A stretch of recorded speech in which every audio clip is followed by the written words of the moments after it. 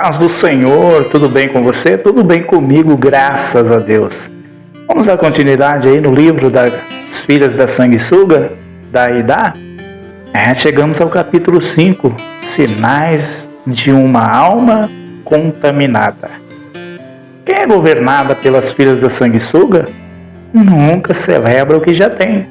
Vive comparando sua vida, reclama constantemente, sempre exige mais, nunca agradece, usa pessoas como degraus, confunde necessidade com ganância. Sinais de uma alma contaminada é esse texto que está ali também, lá em Provérbios 30:15. A sanguessuga tem duas filhas, a saber, dá e dá. Toda enfermidade espiritual manifesta sintomas. Antes que a queda aconteça, antes que o colapso se torne visível, o coração começa a emitir sinais. Assim como o corpo revela enfermidades por meio de dores, fraquezas e alterações, a alma também denuncia quando está contaminada. Uma alma governada pelas filhas da sanguessuga dificilmente reconhece sua própria condição. Ela se acostuma com seus excessos, justifica seus desejos, normaliza suas insatisfações, convence-se que está apenas buscando algo melhor. Mas a palavra de Deus revela que existe uma diferença profunda entre crescimento legítimo e fome desordenada. Nem todo desejo é saudável, nem toda busca é santa, nem toda insatisfação é sinal de progresso. Às vezes é contaminação espiritual. Neste capítulo, veremos os sinais mais evidentes de uma alma contaminada. Eles funcionam como espelhos.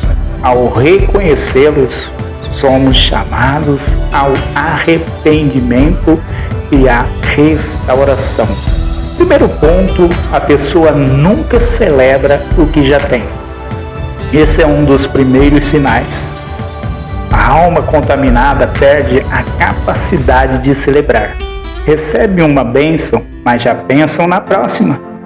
Conquista algo, mas imediatamente minimiza. Alcança uma vitória, mas não desfruta. Está sempre olhando para frente, de forma ansiosa, sem gratidão pelo presente. A síndrome do ainda não. Essa alma vive dominada pela insatisfação de incompletude. Ela diz: quando eu conquistar, então serei feliz. Quando aquela porta abrir, descansarei. Quando eu alcançar aquele nível, estarei satisfeito. Mas quando chega lá, percebe que a sensação de vazio continua, porque o problema nunca esteve na ausência externa, sempre esteve na desordem interna. Olha só para você ver. Que coisa! É um exemplo assim de Israel no deserto. Deus enviava maná todos os dias, milagre diário, provisão sobrenatural. Ainda assim o povo reclamava: quem nos dará carne a comer? Lá em Números capítulo 11, versículo 4, você vai encontrar essa passagem. Eles haviam sido libertos da escravidão, mas eram incapazes de celebrar. A alma contaminada despreza milagres presentes por desejar novidades futuras. O contentamento é uma disciplina. Paulo declarou: aprendi a contentar-me com o que tenho. Filipenses 4:11, observe, ele disse aprendi. Contentamento não nasce automaticamente, é aprendizado espiritual. Vive comparando sua vida. Isso aqui é o segundo sinal, segundo tópico que eu quero tratar com você. A comparação é um veneno silencioso. Ela corrói a gratidão, rouba a alegria, destrói a paz. Uma alma contaminada está sempre medindo sua vida pela régua dos outros. O perigo de olhar para o lado. Pedro perguntou a Jesus sobre João: Senhor, e deste que será? Jesus respondeu: que te importa? Segue-me tu. Lá em João 21, 22. Que resposta poderosa Cristo estava dizendo. Pare de olhar para o caminho do outro. Cuide do seu. Comparação distrai, comparação enfraquece, comparação gera frustração. Cada chamado tem seu tempo. A alma comparativa ignora que Deus trabalha de forma individual. Há processos diferentes, tempos diferentes, chamados diferentes.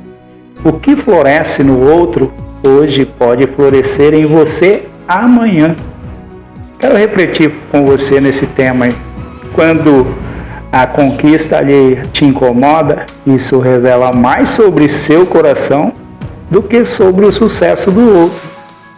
3. Esse sinal 3 aqui também é problemático, hein? O sinal 3 aqui da contaminação. Eu vejo muita gente tendo ele. Reclama constantemente.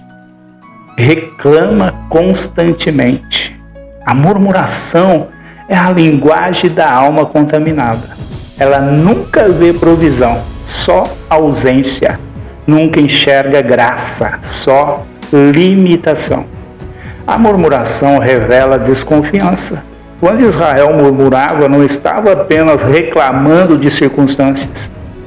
Estava questionando o caráter de Deus. A murmuração sempre carrega uma acusação implícita. Deus não está cuidando bem de mim.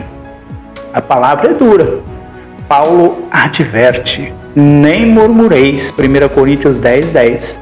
Murmuração é grave porque revela incredulidade. Quem agradece enxerga o invisível. A gratidão abre os olhos espirituais. Quem agradece percebe aquilo que a reclamação cega. Sempre exige mais. Olha só, isso aqui é o quarto sinal. O quarto sinal é sempre exige mais. A alma contaminada transforma a bênção em obrigação. Nada é recebido como graça. Tudo passa a ser exigido como direito. O perigo da exigência diante de Deus. Há pessoas que não oram, cobram o Senhor nosso Deus. Já não suplica, exigem, já não se rendem, determinam. Mas Deus não responde à soberba. Deus não responde à soberba. A Bíblia diz: Deus resiste aos soberbos. Tiago capítulo 4, versículo 6. A exigência nasce quando o coração perde a consciência da graça. Tudo é misericórdia. O simples fato de respirarmos já é favor imerecido. Jeremias declarou: as misericórdias do Senhor são a causa de não sermos consumidos. Lamentações, capítulo 3, versículo 22. Quem entende isso deixa de exigir, passa a agradecer. O quinto sinal, que é um sinal também muito forte, nunca agradece. A ingratidão é um sinal claro de contaminação espiritual. A alma ingrata vive focada no que falta, nunca no que recebeu. Os 10 leprosos, Jesus curou os 10, apenas um voltou. Não houve quem voltasse para dar glória a Deus senão este estrangeiro. Lucas capítulo 17, versículo 18. 9 receberam um milagre, mas apenas um teve consciência espiritual para agradecer. Receber sem gratidão endurece a alma. Gratidão é prova de maturidade. Agradecer revela humildade. Reconhece dependência e vai lá e honra a fonte. 6. Esse sintoma aqui é clássico também. usa pessoas como degraus. Esse é um dos sinais mais perigosos. A alma contaminada vê pessoas como ferramentas, não como irmão. Ela se aproxima por interesse, constrói conexões por conveniência, mantém relacionamentos por benefício. Jesus ensina o contrário. Quem quiser tornar-se grande entre vós será o que vos sirva. Mateus capítulo 20, versículo 26. No reino, grandeza não está em usar pessoas, está em servi-las. Exemplo de Teótrefes. João escreve sobre ele. Gosta de exercer a primazia. 3 João, capítulo 1, versículo 9. Esse é o espírito da alma contaminada. Ele quer posição, controle e destaque. Confunde necessidade com ganância. É mais um tópico aí muito grande e muitas pessoas estão desse jeito. Confunde necessidade com ganância. Nem tudo que desejamos é necessário. Uma alma contaminada perdeu a capacidade de discernir isso. Ela transforma luxo em necessidade, capricho em urgência, desejo em direito. Olha só, Paulo nos ensina suficiência, tendo sustento o que nos cobrimos. Isso já é a graça de Deus derramada sobre nós. Tendo sustento e com o que nos cobrimos, 1 Timóteo capítulo 6, versículo 8. E essa palavra confronta uma geração treinada para excessos. O problema não é possuir. Abraão foi rico, Jó foi próspero, Davi teve abundância. O problema nunca foi ter. O problema é quando o coração é governado pelo desejo de ter. Como saber se a alma está contaminada? Faça estas perguntas. Minha alegria depende do que conquisto? Sinto incômodo com a vitória alheia? Tenho reclamado mais do que agradecido? Tenho exigido de Deus? Uso pessoas para alcançar o objetivo? Tenho confundido desejo com necessidade? Qual é o caminho da cura? O caminho da cura começa no reconhecimento. Davi orou. Sonda-me, ó Deus, e conhece o meu coração. Salmo 139, versículo 23. Nenhuma alma é restaurada enquanto insiste em negar sua condição. Versículos para a meditação. Em tudo dai graça. 1 Tessalonicenses capítulo 5, versículo 18. Guardai-vos da avareza. Lucas 12, 15. Buscai primeiro o reino de Deus. Mateus 6, 33. A piedade com contentamento é ganho. 1 Timóteo 6, 6. Quero refletir com você. Sinais da contaminação nem sempre aparecem em grandes escândalos. Às vezes estão em pequenos atos, na comparação diária, na reclamação constante, na incapacidade de agradecer, na exigência silenciosa. E aí que as filhas da sanguessuga revelam sua presença. A frase-chave do capítulo é essa. Uma alma contaminada não consegue desfrutar aquilo que Deus entrega, porque está sempre desejando aquilo que Deus ainda não deu. Queridas, nós chegamos aí no final desse capítulo, tá? Alma que você consegue saber se está contaminada ou não, está aí, dentro desse tópico que a gente estudou aí com vocês, tá bom?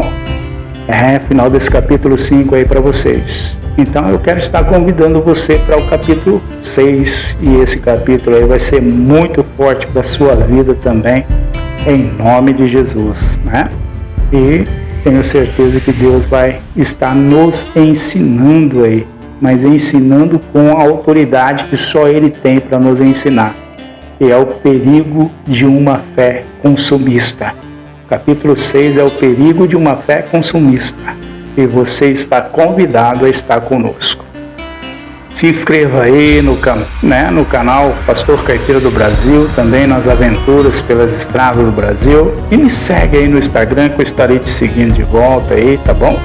E vamos continuar esse estudo aí das filhas da sanguessuga, muito importante para você para você estar aprendendo cada vez mais em nome de Jesus.